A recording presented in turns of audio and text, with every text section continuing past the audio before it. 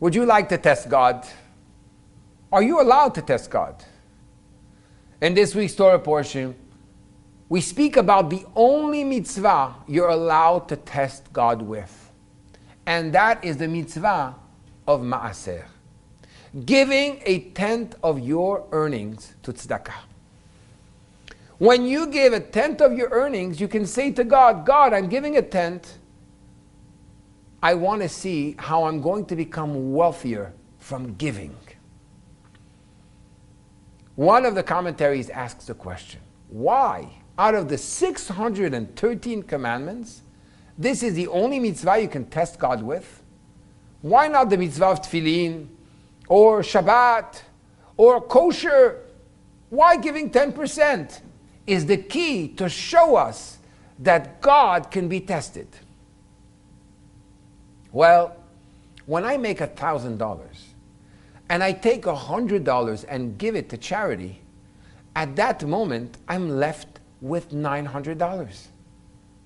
If in this mitzvah where I'm about to lose, I'm supposed to lose, I actually gain more money, I'm more successful, I have more bracha, more blessing in my hands, then it's a sign that if with this mitzvah where I'm supposed to lose, I gain, in all of the other 612 commandments, for sure, I will gain even more.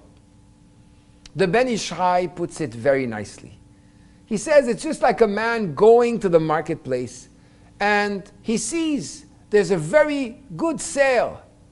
100 rolls of fabric, each one 100 yards long, for a very special price. He doesn't have time to go and test and measure every single one of the rolls of fabric. What does he do? He takes the thinnest roll and unrolls it, measures it. He says, if the thinnest roll is 100 yards, for sure all the other rolls are 100 yards. Same thing with tzedakah. When I'm supposed to lose and be left with only a smaller amount of money, and I'm left with more, then it's a proof that every single mitzvah you will do, you will always gain from doing a mitzvah. And as the Alter Rebbe, Rabbi Shneur Zalman of Liadi explains, that when you give 10%, you actually elevate the 90% you did not give. And tzedakah is compared to salt.